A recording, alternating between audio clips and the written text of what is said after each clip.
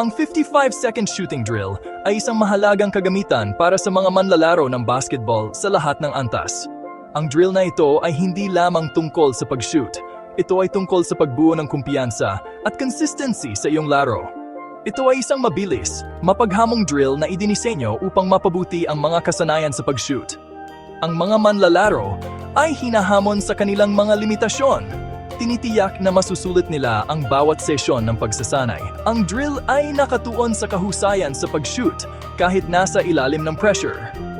Sa pamamagitan ng paggaya sa mga kondisyon na parang tunay na laro, natututo ang mga manlalaro na manatiling kalmado at mahinahon kahit na mataas ang nakataya. Nakakatulong din ito sa mga manlalaro na mapaunlad ang kanilang conditioning. Tinitiyak ng mabilis na takbo ng drill na hindi lamang ang kanilang pag-shoot ang napapabuti, kundi pati na rin ang kanilang pangkalahatang fitness at tibay.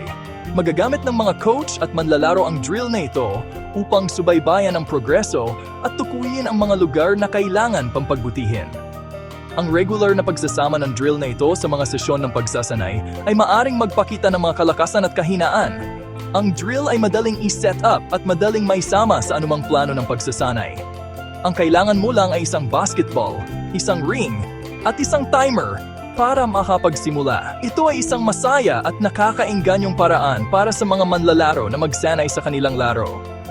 Ang kompetisyon na dala ng drill ay nagpapanatili sa mga manlalaro na maging motivated at sabik na umunlad. Ang 55-second shooting drill ay makakatulong sa iyo na dalhin ang iyong laro sa susunod na antas. Ang consistent na pagsasanay gamit ang drill na ito ay maaring humantong sa mga kapansin-pansing pagpapabuti sa maikling panahon. Baguhan ka man o batikang pro, ang drill na ito ay makakagawa ng pagbabago. Ito ay isang maraming nalalam na kagamitan na maaring iakma upang umangkop sa mga pangangailangan ng sinumang manlalaro na ginagawa itong isang mahalagang bahagi ng anumang training regimen. Bago simulan ang drill, mahalagang i-set up ng maayos ang court.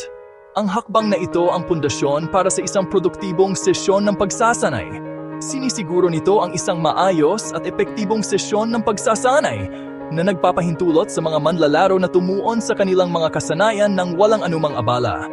Magsimula sa pamamagitan ng pagmamarka ng 9 na shooting spots sa court gamit ang mga cone.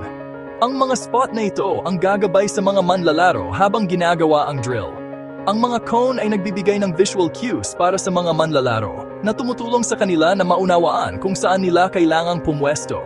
Ang mga odd-numbered na spots ay itatalaga para sa mga 3-point shots na hinahamon ang mga manlalaro na pagbutihin ang kanilang long-range shooting. Ang mga even-numbered na spots ay para sa mga 2-point shots na nakatuon sa mid-range accuracy.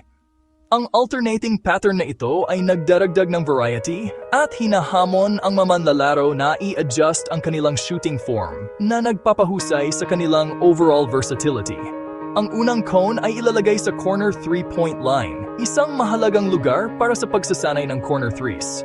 Ang pangalawang cone ay ilalagay sa free throw line, mahalaga para sa pagpapahusay ng free throw accuracy. Ipagpatuloy ang pattern na ito sa paligid ng court hanggang sa mamarkahan ang lahat ng 9 na spots. Sinisiguro ng sistematikong setup na ito ang komprehensibong sakop ng mga shooting areas. Kapag nai-set up na ang court, handa na ang lahat para sa isang intenso at nakatuwang sesyon ng pagsasanay. Panahon na para ihanda ang mga manlalaro para sa aksyon. Ang warm-up ay mahalaga upang maiwasan ang mga injury at matiyak ang peak performance. Ang drill ay kinabibilangan ng isang timed circuit ng 9 na shooting spots. Nakakatulong ito sa mga manlalaro na mapabuti ang kanilang shooting accuracy at bilis habang nasa ilalim ng pressure. Ang bawat manlalaro ay may 55 segundo para mag-shoot mula sa lahat ng 9 na spots. Ang timer ay nagdaragdag na elemento ng pagmadali na ginagaya ang mga totoong sitwasyon sa laro.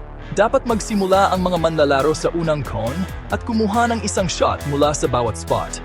Tinitiyak nito na nagsasanay sila sa pag-shoot mula sa iba't ibang anggulo at distansya. Dapat nilang i-rebound ang kanilang sariling mga tira na nagdaragdag ng dagdag na layer ng pisikal na aktibidad at nagpapapanatili sa kanilang aktibo. Pagkatapos mag-shoot mula sa lahat ng 9 na spots, babalik ang mga manlalaro sa unang cone at uulitin ang circuit. Ang pag-ulit na ito ay bumubuo ng muscle memory at consistency. Maaring magtalaga ng isang rebounder at passer sa bawat shooter para sa efficiency.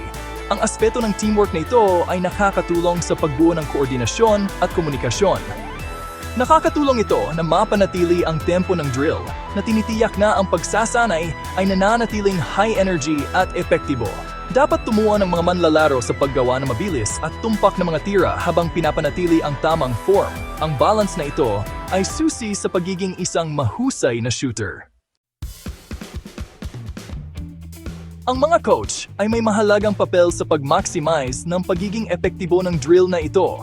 Dapat nilang bigyang diin ang kahalagahan ng tamang shooting technique. Kailangang obserbahan ng mga coach ang mga manlalaro at magbigay ng feedback sa kanilang form, footwork at release.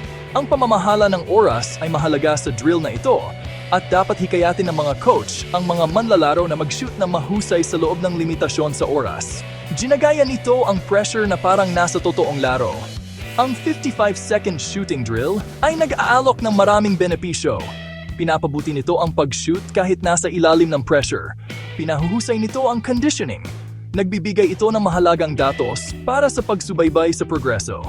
Ang drill ay nagtataguyod din ng isang competitive na kapaligiran na nagtutulak sa mga manlalaro na pagbutihin ang kanilang performance.